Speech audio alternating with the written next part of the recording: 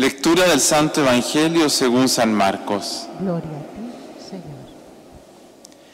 En aquel tiempo, cuando salía Jesús al camino, se le acercó uno corriendo, se arrodilló ante él y le preguntó: Maestro bueno, ¿qué haré para heredar la vida eterna? Jesús le contestó: ¿Por qué me llamas bueno? No hay nadie bueno más que Dios. Ya sabes los mandamientos: no matarás, no cometerás adulterio, no robarás, no darás falso testimonio, no estafarás, honra a tu padre y a tu madre. Él replicó: Maestro, todo eso lo he cumplido desde mi juventud. Jesús se quedó mirándolo, lo amó y le dijo: Una cosa te falta, anda, vende lo que tienes, dáselo a los pobres, así tendrás un tesoro en el cielo, y luego ven y sígueme. A estas palabras él frunció el ceño y se marchó triste, porque era muy rico. Jesús, mirando alrededor, dijo a sus discípulos: Qué difícil les será entrar en el reino de Dios a los que tienen riquezas. Los discípulos quedaron sorprendidos por estas palabras, pero Jesús añadió: Hijos, qué difícil es entrar en el reino de Dios. Más fácil le es a un camello pasar por el ojo de una aguja que un rico entrar en el reino de Dios. Ellos se espantaron y comentaban: Entonces, ¿quién puede salvarse? Jesús les quedó mirando y les dijo: Es imposible para los hombres, no para Dios. Dios lo puede todo. Pedro se puso a decirle: Ya ves que nosotros lo hemos dejado todo y te hemos seguido. Jesús dijo: En verdad os digo que no haya nadie quien haya dejado casa o hermanos o hermanas o madre o padre o hijos o tierras por mí y por el Evangelio, que no reciba ahora en este tiempo 100 veces más, casas y hermanos y hermanas y madres e hijos y tierras, con persecuciones, y en la edad futura la vida eterna. Palabra del Señor. Gloria a ti, Señor Jesús.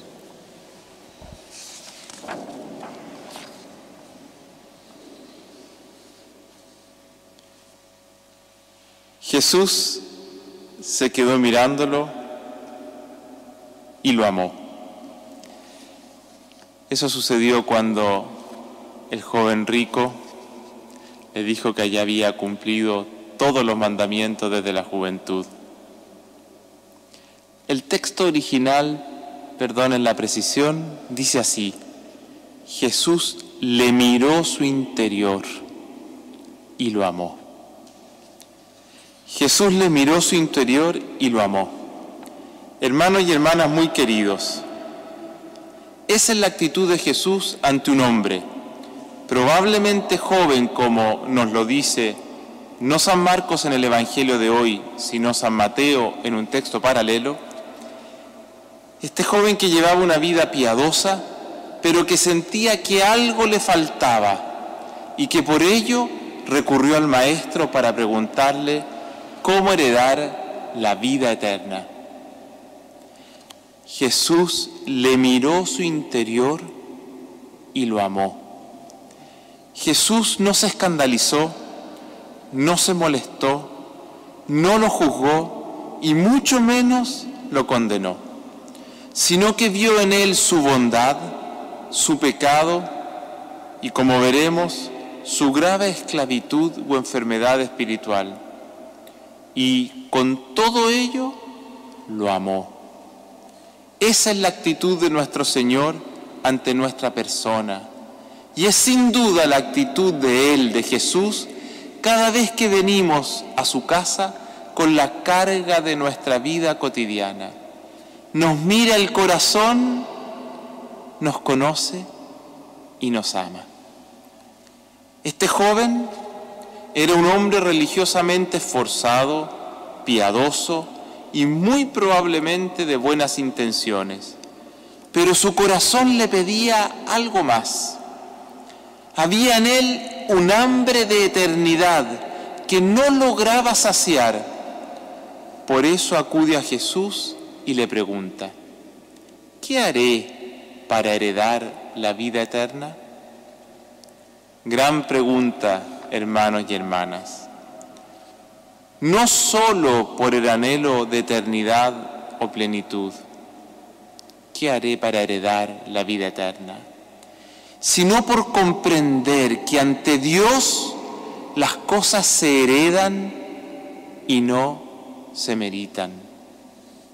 La fe no es una cuestión de meritar, sino una cuestión de heredar. Me explico. El cristianismo no consiste en que yo, por mis buenas obras o por mi lista de mandamientos que cumplo, llegaré al cielo, sino que si llego al cielo es por pura gracia de Dios. Es el amor de Dios el que nos regala la vida plena en este mundo y la eterna en el otro. Es el amor de Dios el que nos mueve a vivir los mandamientos y piadosamente, y no los mandamientos o nuestras piedades lo que nos lleva a amar a Dios. Eso, este joven de alguna manera lo intuía, y por ello, aún cumpliendo todos los mandamientos y viviendo piadosamente, sabía que algo le faltaba. No es menor este gran detalle. ¿Por qué?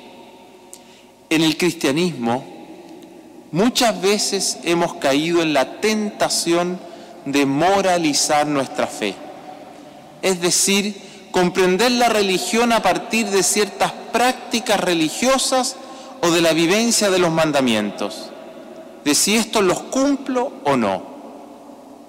Tanto que en muchas ocasiones oímos con facilidad la frase: este o esta es católico practicante o no practicante, porque va a misa o tiene sus sacramentos.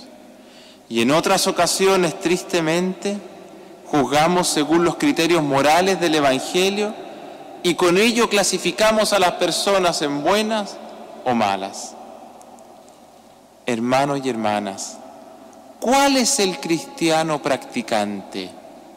Es aquel que ha experimentado y comprendido que Dios lo ama y que ese Dios tanto ama al mundo que envió a su Hijo Jesucristo, el cual murió y resucitó por nosotros. Así, ante ese amor, el buen cristiano o el cristiano practicante descubre que no le queda más que heredarlo y vivir amando. Toda nuestra vida religiosa, con sus sacramentos y el elenco de mandamientos, son expresiones importantes y necesarias como fruto de la vivencia de ese amor y por ese amor. Eso es lo que Jesús le enseña a este joven, el cual tristemente veremos que lo comprendió, pero que no fue capaz de acoger. ¿Por qué hoy cuesta tanto comprender y vivir la moral cristiana? Probablemente porque la hemos desprendido de su origen, el amor a Dios, el amor de Dios. Una cosa te falta: anda, vende todo lo que tienes, dale el dinero a los pobres y así tendrás un tesoro en el cielo. Y luego sígueme, le dijo Jesús. A estas palabras, él frunció el ceño y se marchó triste, porque era muy rico, dice el Evangelio. ¿Cuál era su problema? ¿Cuál era el problema de este joven? No el que no practicaba, sino el que su vida no era una donación de amor por los demás. No era él el dueño de todas las cosas que poseía, sino que las cosas que poseía eran dueñas de él.